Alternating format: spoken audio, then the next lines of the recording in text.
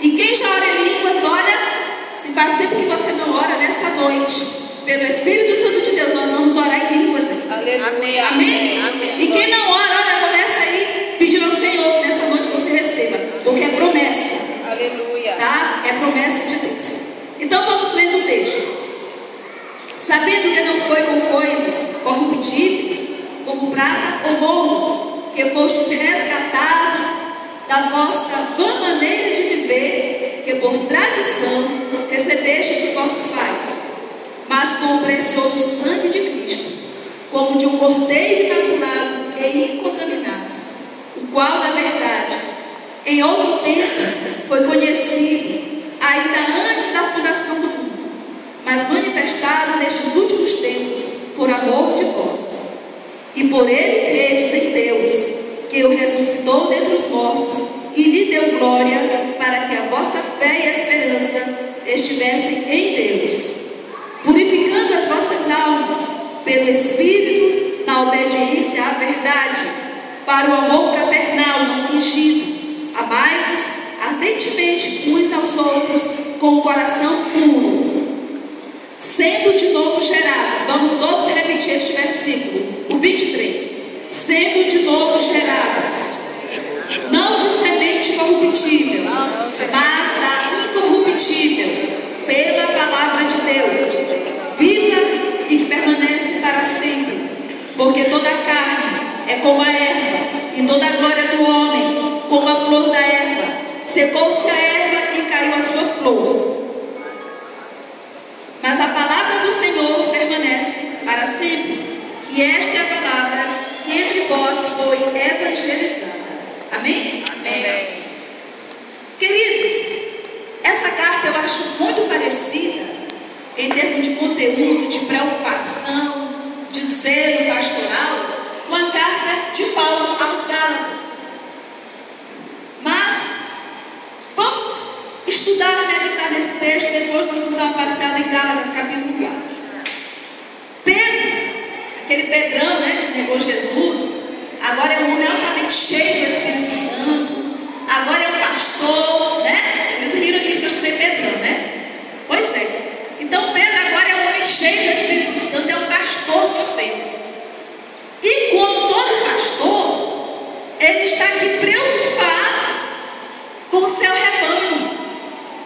E ele está passando algumas verdades tremendas, que quanto mais nós estudarmos, se não for pelo Espírito, fica difícil até hoje de nós compreendermos.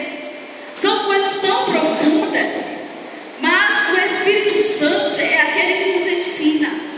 Ele fala em 1 Coríntios 2, capítulo 2, versículo 9 em diante, que aquilo que os ouvidos não ouviram, os olhos não viram, né, é aquilo que Deus tem preparado para revelar aqueles que o amam. Então, se você e eu temos sede de Deus, temos sede da palavra, então Ele vai nos revelar. Então, aquelas coisas difíceis que nós vimos na Bíblia e não compreendíamos, mas pelo Espírito Santo nos são reveladas, amém? Como o mesmo texto lá em 1 Coríntios 2, ele fala, porque o homem ele conhece de si mesmo do seu espírito, mas o Espírito de Deus conhece a mente de Deus.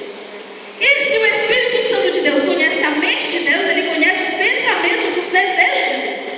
E o Espírito Santo habita nada mais, nada menos do que em mim e em você, amém? Ele não habita mais em casas, em prédios feitos por mãos humanas, mas o Espírito, que é o próprio Deus, habita em nós. E Ele quer sim revelar a nós. Inclusive em Romanos 8, 26, ele diz que Ele intercede por nós com gemidos inesprimentos.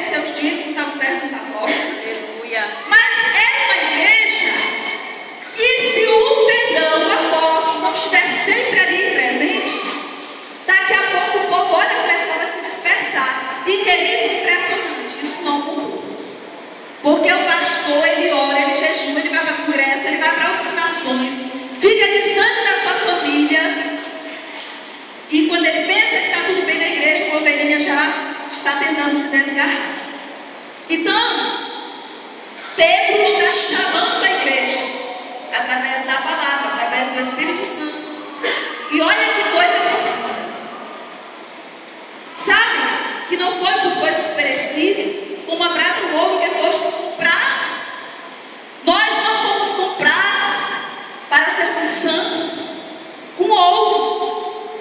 E olha que o ouro, quando é retirado da natureza e ele é levado ao fogo, ele fica ali vários minutos ou até mesmo horas naquele fogo, e o fogo tira apenas somente a impureza daquele metal precioso, mas não é alterado o seu peso e nem a sua qualidade, porque é ouro. Nós não fomos comprados por prata ou ouro. E se nós hoje nos colocarmos como ouro e alguém nos colocar no fogo, vai tirar somente a impureza que está em nós. Porque na nossa essência somos ouro. Somos ouro. Porque a nossa essência está em Cristo. Então, ainda que eu e você venhamos a cometer alguns deslizes em nossa caminhada cristã, ainda que eu e você venhamos falhar, e até mesmo que Deus nos livre, envergonhar o Evangelho de Cristo com o nosso mau testemunho, mas lembre-se, voltem ao primeiro amor que é Cristo, porque tu é ouro. Aleluia. E esses pecados, esses deslizes, são coisas que nós estamos suscetíveis, porque somos seres humanos, sim. E como seres humanos falhamos, eu falho, eu erro. Às vezes eu sou muito sanguínea, mas aí eu lembro que eu sou ouro, e eu volto para o pó, coloco meu joelho no chão e clamo fogo do Espírito para me purificar e tirar aquela impureza, amém? Então ele está dizendo que vocês não foram comprados por ouro ou prata, ainda que passando pelo fogo tem impureza, e o fogo vai tirar a impureza, mas eles permanecem porque são metais preciosos. No entanto, você e eu não fomos comprados por ouro, porque essas coisas não têm valores aqui na terra, mas nós fomos comprados, como o versículo seguinte diz, pelo precioso sangue de Cristo, como de um cordeiro imaculado e incontaminado. Eu e você, queridos, estávamos mortos, com o passaporte carimbado para o inferno, e Deus, Ele mesmo, veio à terra em forma de homem. E como o homem viveu sem pecado, não porque era Deus, como diz em Filipenses 2:9 em diante, Ele não usurpou o seu lugar a Deus, mas antes assumiu a forma de servo, do grego quer dizer escravo, e foi levado à morte, morte de cruz.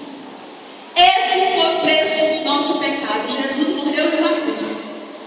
E suas últimas palavras quais foram? Tetelestai, que quer dizer, está consumado, a minha obra foi completa, está paga a tua sentença, a tua carta de dívida, o teu cheque foi pago.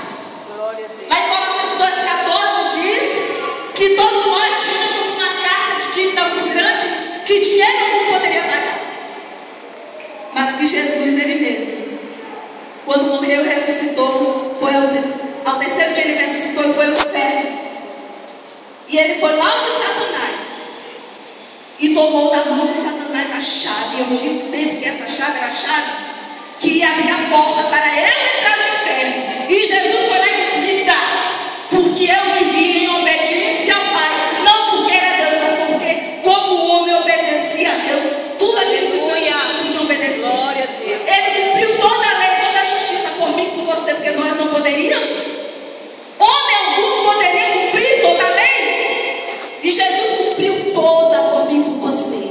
Por isso Ele tomou a chave da morte da mão de Satanás. Essa chave, eu sempre digo, né, na minha intimidade com o Senhor, era a chave que abria a porta pela qual eu iria entrar. Foi paga. A minha dívida foi paga, a tua dívida foi paga. E quando eu lembro disso, Senhor, muito obrigada, porque tu deste o teu sangue, tu deste a última gota do seu sangue, Senhor, para me salvar. Eu não merecia, Senhor, porque eu sou uma mulher tão falha, eu tenho tantos defeitos, mas Ele prova o seu amor por nós, nos amando,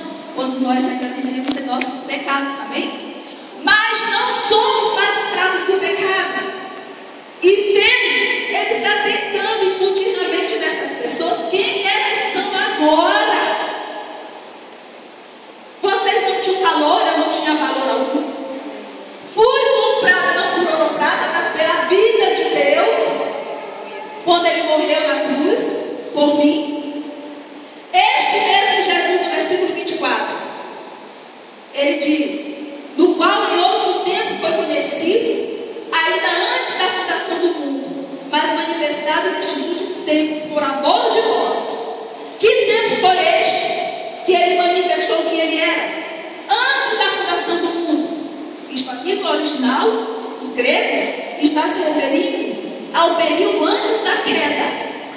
Antes da queda de Adão e Eva, já havia sido